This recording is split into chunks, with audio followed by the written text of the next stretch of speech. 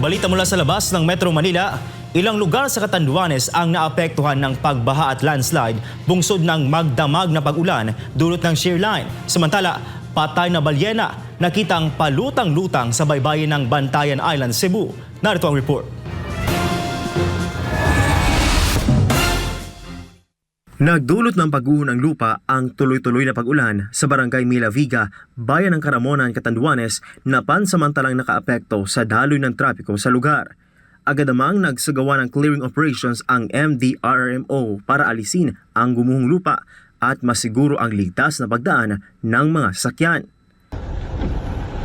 Samantala, ilang kalsada naman sa barangay Piña Francia, Viga, Catanduanes ang binaha bunsod ng patuloy na pag-ulan.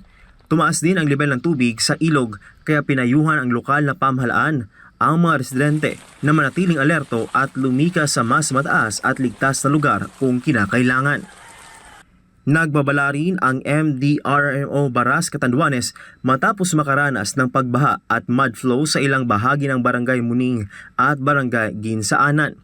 Apektado ang pagdaan ng mga motorsiklo, tricycle at iba pang light vehicle dahil sa madulas na kalsada at mababang visibility.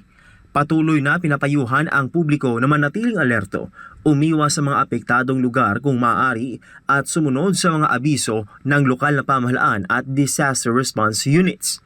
Sa Camarines Sur, nagsagawa rin ng road clearing ang MDRMO presentasyon matapos gumuho ang lupa at mga natabunang puno sa bahagi ng barangay Adyangao, San Jose. Abiso naman ng otoridad sa mga motorista magdahan-dahan sa pagmamaneho upang maiwasan ang aksidente. Sa Cebu, natagpuan ng mga residente ang isang palutang-lutang at wala ng buhay na balyena sa baybayin ng Barangay Kabak, Bantayan Island, Cebu ngayong Martes ng umaga, Enero 6. Nagtulong-tulong naman ang mga residente at Philippine Coast Guard personnel para madala sa tabing dagat ang naturang balyena. Kasalukuyang tinutukoy ng mga otoridad ang uri ng balyena at ang posibleng sanhi ng pagkamatay nito. Ayan po natin po mga...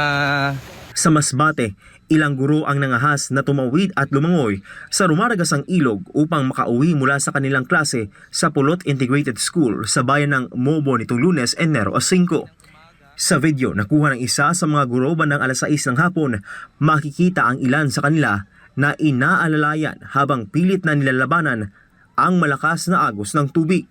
Umaga pa lamang ay tuloy-tuloy na ang pag-ulan sa lalawigan dulot ng shear line, dahilan upang mabilis na tumaas ang tubig sa ilog na umabot halos hanggang leeg ng tao. Ito rin umano ang nag-iisang daanan papunta at palabas ng paaralan. Ligtas namang nakatawi ang lahat ng mga guro dahil sa paulit-ulit na ganitong sitwasyon. Umaasa naman ang mga residente na agarang maaaksyonan ng pamahalaan ang kanilang hinaing, partikular na ang pagtatayo ng isang matibay na tulay para matiyak ang kaligtasan ng mga guro at mag-aaral lalo na tuwing masama ang panahon. Para sa Diyos at sa Pilipinas kumahal, Prince Tripoli, SMN News.